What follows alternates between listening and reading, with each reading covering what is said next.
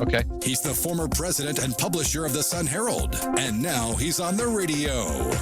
Welcome to Coast View with Ricky Mathews on SuperTalk Mississippi Gulf Coast 103.1. Welcome to Coast View, the show that celebrates the men and women who are making coastal Mississippi a better place to live, work, and play.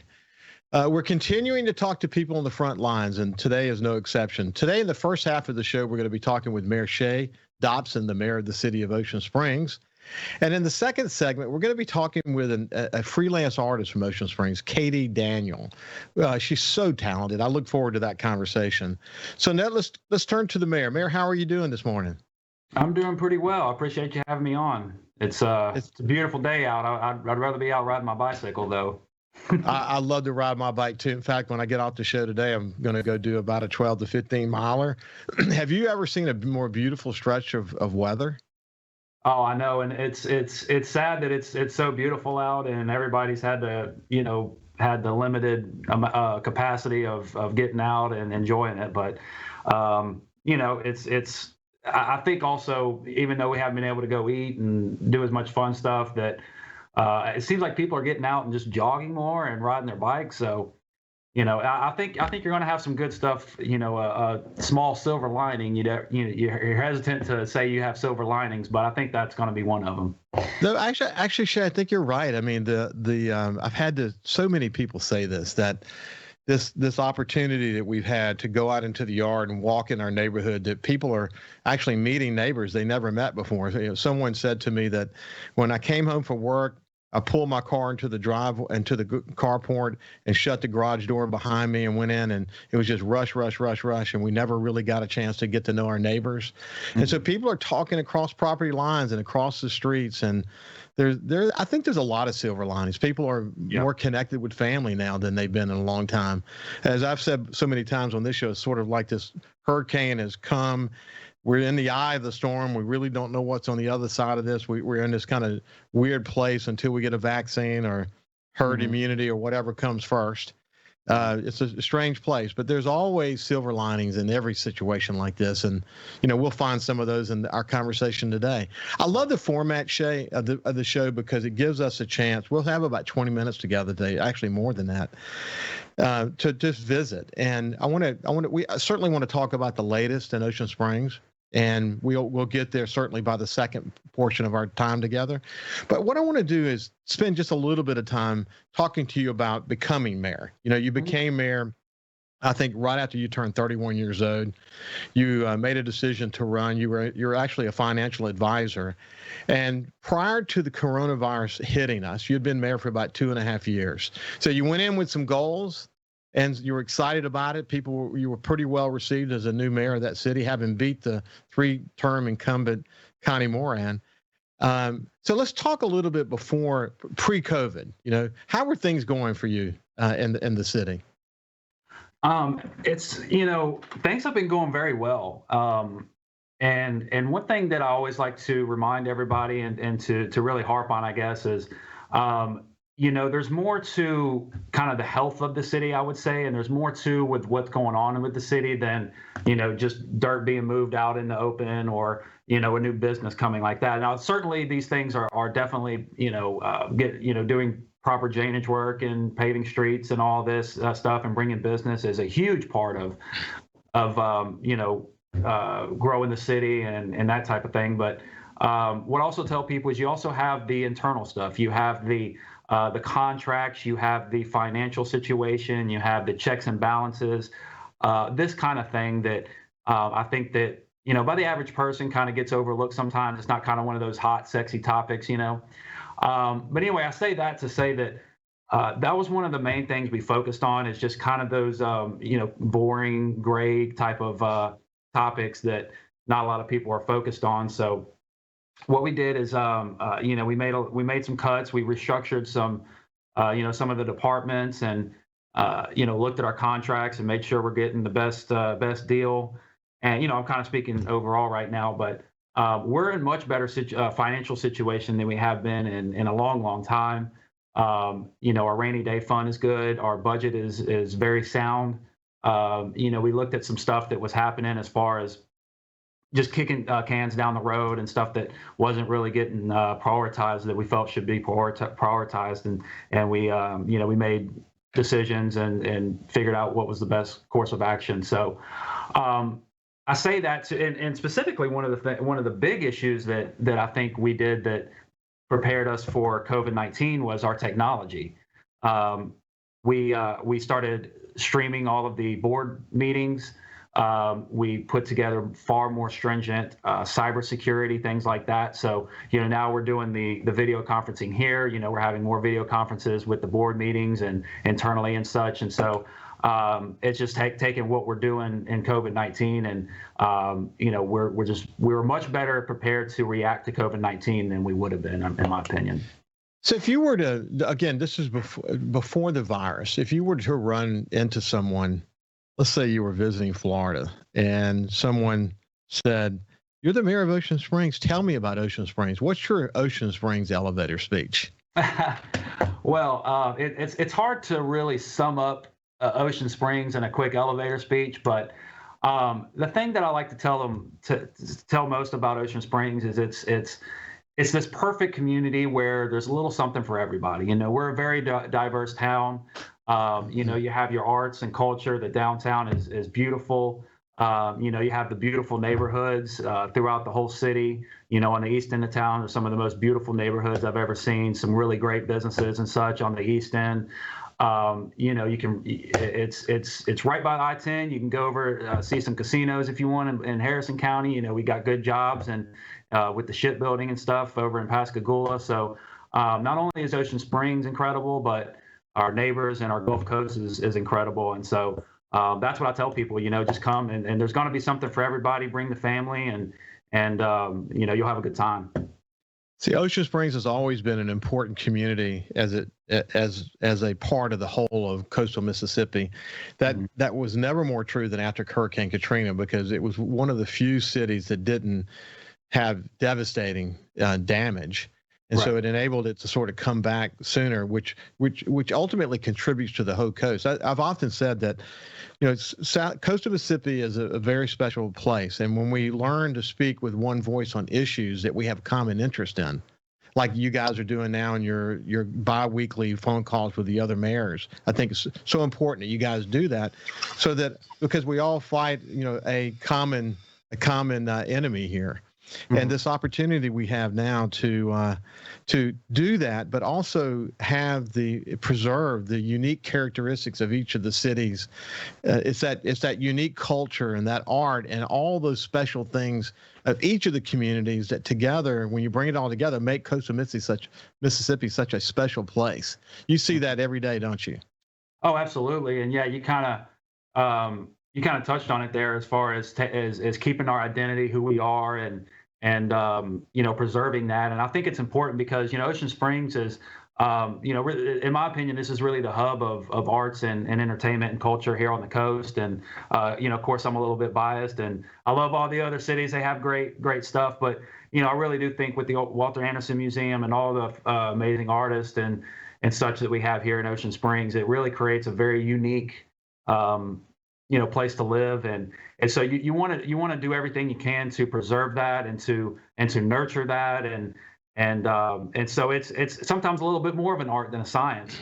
But what I tell people is we have to we have to grow and we have to expand our tax base, and you have to keep an eye into the future. But also you have to do that in a smart way, in a responsible way, to where you don't lose who you are. So it can be a balancing act, and it can be more of an art than a science. But it's important to to go with that goal and to make sure that when you're looking at either zoning or bringing in new technology to the city or what have you, that you're keeping an eye on. Okay, we're an arts and entertainment destination, and we need to keep it that way. One of the interesting, just to kind of, before we get too far away from you and your views toward a lot of things, one of the things that's a lot refreshing about your point of view, and that is the role of ethics in government. And your theory that the more you get toward Washington D.C., the more powerful and potentially more corrupt people can become. I remember when Gene Taylor was first elected to Congress back many years ago. I was at the Sun Herald, and we had a cup of coffee together one day, and he wouldn't let me buy him coffee. He literally, even at that level, wouldn't let me buy him coffee. And then on a couple of trips where Chambers would go up and do a fly-in and to Washington, he would join us, but he would either not eat with us or he would really, require that he pay for his meal. And I think he actually lived true to that most of his tenure, if not all of his tenure, he was in office. You feel the same way. You feel that there should always be a division between the public work that you're doing and your public service work and your private work, that should be completely separate, and that one of the things that might be missing is a really fine, or actually a deep line between public work and whether you benefit from things personally or not. Talk about that for a second. Yeah. So, you're absolutely right. I think that, I was involved with a lot of, different activist organizations and stuff before I became mayor. So, what I tell people is, whenever I got elected, I got into the inside, whereas, I was kind of on the outside, punching in. And it was funny because I knew once I got into office, either one of two things was going to happen. Shea, let's do this. Let's go to a break, and we'll come back at the break, and we'll pick up your thought right after this. Sounds good. Subscribe for free to the Coast View podcast on iTunes, Google Podcasts, Spotify, or wherever you get your podcasts. Talking to the people that help make the coast such a unique place to live. This is Coast View with Ricky Mathews on SuperTalk Mississippi Gulf Coast 103.1. Welcome back to Coast View. We've got Shea Dobson, the mayor of the city of Ocean Springs, with us. And when we went to break, we were talking about some of his points of view about how important it is to sort of live an ethical life in politics, which, sometimes is not easy to do. So you were talking about you had just gotten elected, and you can take it from there, Shea. Yeah. So I remember when I got elected, I'd been involved with a bunch of, different political organizations and such. And I knew that, I'd been on the outside. Now that I was on the inside, either one of two things was going to happen. Either I would see that, everything I had been saying was more or less correct, and that was the direction that we should go in, or that maybe I wasn't, didn't understand things quite as well as I thought I did, and it would change. But I would say that it was definitely the former, that, that all of my suspicions regarding government and such was confirmed, in my opinion. And so, and like you said, I think the closer government is to us, the easier it is for transparency, the easier it is to keep an eye on things. But but also go with the size of government.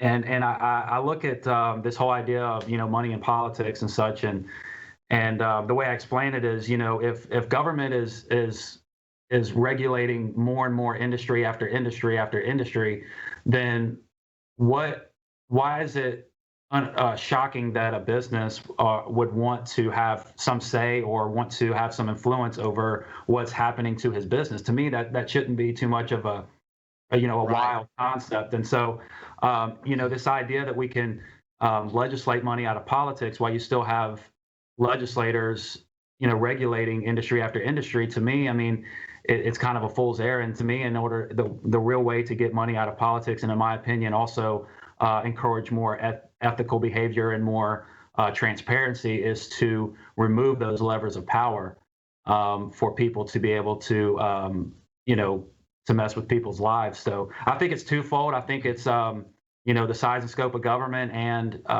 getting it closer to the individual. So when we get back together again, we'll do an hour-long session once the dust settles, and talk a lot about your whole journey. I'm really tantalized, but I'm not going to go there to find out more about what you learned about your suspicions and why you feel the way you do and what happened. And I can only imagine some of that. And but anyway, power to you. Hope you can continue that track forward and maintain your independence. Keep shining the light inside of government, and not allow yourself to get sucked into the machine of it all. So it is a machine. One other thing though, before we move too far, you posted this week you would love to see more millennials in government. Why did you post that? Mhm. It was honestly kind of an offhand type of post, but yeah, I think that we have. I think my generation is an interesting generation, my age group, and the way I kind of explain it is, I feel like we were the last ones to go out and play without too much safety controls around us and stuff. Going out and riding without our helmets and just being out and being a free range child, if you will. But also at the same time, like I'm 34. I remember in high school whenever we first, cell phones started coming out. I got my first cell phone, I think, in 11th grade, and I didn't even want it because it was just a way for people to keep up with me, Yeah, right. So I feel like my age group is a really good kind of middle ground between kind of the old school and this new generation of folks coming up. I think we kind of have our foot in each different camp, and I find it seems like it's easier to kind of understand not only where trends are going, but also, it's important to understand how we got here and all of that. And so that was generally what it was. I think that especially with the way technology is going now, I think there's certain things that, and it's just a generational, it's neither bad or good, but there's certain things that I could look at a project or a contract or something and maybe spot something that doesn't look right, that somebody else may not be able to catch, but at the same time they may be able to catch something that I don't. So it's really just, I think we need a wide range and diverse range of voices. I agree. I think that's always important when you're talking about the public's money and the process. The more people who are involved, the more diversity you have, the better the outcome is going to be. I think that's been proven. We'll skip a conversation about social media. I had a lot of questions about social media. Let's just suffice it to say, as I've said so many times before, social media is the best thing that ever happened to us, the worst thing that ever happened to us. And when we get into a long conversation at some other date, we'll talk more about how you've embraced social media, maybe your love-hate relationship with it, and how it will, be an enabler, because a lot of the people that you're talking about are on social media, and that's how they get their communication these days. That's right. One of we're lucky on the coast because we've got good leadership in the medical community. Lee Bond over in Jackson County at Singing River, and then Kent Nico at Memorial. There are others, obviously, that I'm not mentioning, but I've had both of them on the show recently. And it's amazing how many views each of them has had. People are just eager to get information from the hospitals. What's the actual experience around the virus, and how are we dealing with it? Is our hospital systems overwhelmed? And in case of Ocean Springs, you've got Lee Bond to sort of coordinate with on your side. We are lucky to have good leadership over there, aren't we? Oh, absolutely. Yeah. Singing River Health System they've been amazing. They're constantly sending us updates and emails about, what's going on, the numbers and such. We're getting classified information that, it's very detailed, that obviously we can't get too deep into, but yeah, I mean, they're accessible, they're ready. I remember early on, whenever we started preparing for this thing a couple months ago, I asked Lee to go ahead and if he could come to one of our meetings, and he came and shared information. One of my main concerns whenever we were planning for this was, our first responders, who don't get the luxury of just being able to go home and work from home. And so I remember specifically a meeting we had here at City Hall, and Lee Bond came and talked specifically to our first responders about what measures they need to take to protect themselves and all of that. And so yeah, they've been excellent. They're very accessible, and they're willing to work with everybody to make sure that they give them the information we need to stay knowledgeable. So Shea, it's been widely reported. We won't go through all the details about it because we don't have time to do it in the part of the segment we have left. But that you guys have embraced the governor's criteria for how to reopen businesses and all that. How did it go this past weekend? I'm just curious. Now that things are beginning to, I call it, a volume control. There's no light switch. as long as we don't have a vaccine, we've got to learn to live with this thing, and but we can also open our economy, and we can also start to embrace tourism again and be known as a safe place to visit. So how did this last week go for you guys? Last weekend, excuse me. Yeah, so this past weekend, I feel like it went really well. It was kind of Friday night rained a little bit, and there was a bit of an overcast on Saturday. Sunday was Mother's Day. Happy Mother's Day to everybody. Belated Mother's Day. But so it was, I don't want to say it was a perfect gauge for what we can expect in the coming weeks, but with that, there was still people out and about, eating and shopping a little bit, and it was a good day. However, actually tomorrow on Wednesday, we're supposed to have a special call meeting to discuss closing down portions of Government Street. I don't know if it's been I know the media has reported on it, but we're talking about just closing a small section of Porter Avenue Government Street for walking traffic.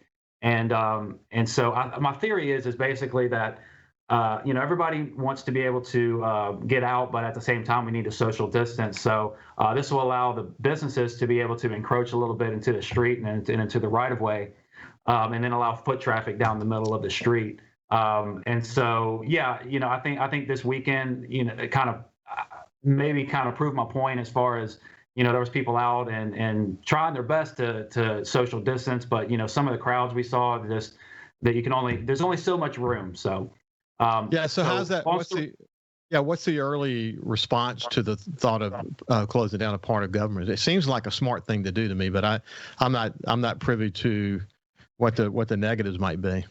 Well, the devil's in the details, and I had a meeting last week with some of the businesses right at the chamber. Kind of talked to them about what we're looking to do, and got their input, and so we took that. A few of the aldermen were there, and so we took those those opinions and stuff like that, and come up with a plan. But I think we got a good plan. We're going to present it to the aldermen at the meeting.